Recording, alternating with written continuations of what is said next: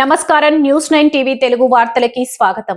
పోలీసుల over action, ఓటర్ల నరకయాతన, శాంతి భద్రతల పరిరక్షణ పేరుతో పోలీసులు చేస్తున్న హడావిడి సామాన్య ఓటర్లకు చుక్కలు చూపిస్తుంది.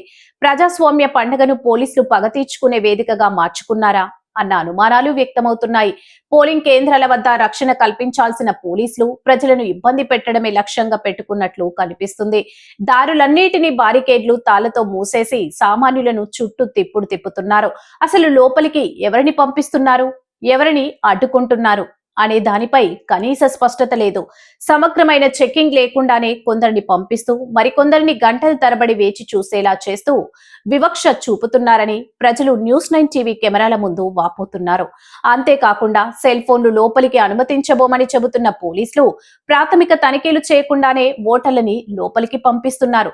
తీరా లోపలికి వెళ్లిన తర్వాత అక్కడ సెల్ ఫోన్లు గమనించి మళ్లీ బయటకు పంపిస్తున్నారు.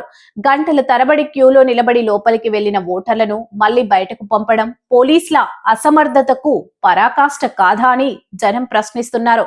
రిక్వెస్టింగ్ పేరుతో కొందరిని వెనుకదారి గుండా పంపిస్తూ సామాన్య ఓటర్లను మాత్రం ఎండలో ఎండగడుతున్న తీరుపై తీవ్ర ఆగ్రహం వ్యక్తమవుతుంది. పోలీసులు ఈ వైఖరి చూస్తుంటే కావాలనే ఓటింగ్ శాతాన్ని తగ్గించే కుట్ర చేస్తున్నారా, లేక అధికార పార్టీ నేతలకు మేలు చేసేలా వ్యవహరిస్తున్నారా అన్నది ఇప్పుడు రాజకీయ వర్గాల్లో హాట్ టాపిక్ గా మారింది.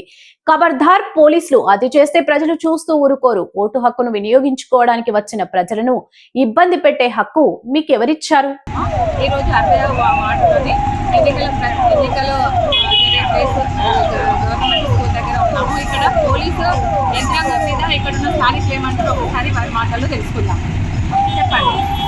ఇక్కడ బాగా పెద్దోళ్ళు కూడా వస్తారు, ముసలమ్మ ముసళ్ళు పెద్దోళ్ళు చిన్నారు, బాగా దూరం ఉన్నాయి పోలింగ్ బూత్. అయితే ఇక్కడ పోలీసు వాళ్ళు డివైడర్లు పెట్టిరు, ఫోన్ ఇస్తలేరు, ఫోన్లు బయట చెప్తలేరు, లోపల పోయిన తర్వాత ఫోన్లు చెప్తారు, ఫోన్లు బయట పెట్టాలి. మరి ఇక ఫస్ట్ చెప్పాలి కాదు, ఫోన్లు బయట పెట్టాలి అని.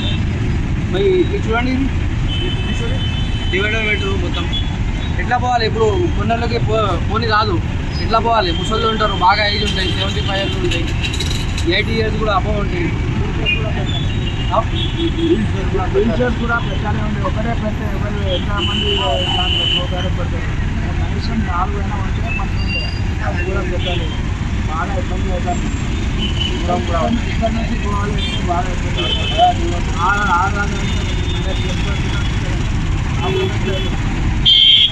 ప్రాబ్లం అయితే బాగా అవుతుంది. ఎలా ఉన్నాయి? हमारे वोटा डालने के लिए भाई 15 जो भी है थोड़ा पूरे ब्लॉक है और अपने को जाने के वास्ते मुश्किल हो रही है। जाने के लिए पूरा ब्लॉक कर दिए। पुलिस वालों की तरफ से सही इंतजाम करिए, सही इंतजाम करो। सही जो है 65 डिवीजन में बहुत मुश्किल हो रही है वोटा डालने के वास्ते। आप लोग से ये इंतजार है कि वोटा डालने के लिए सही इंतजाम करो और आप पब्लिक के लिए राहत का मामला करो। ठीक है, थैंक यू।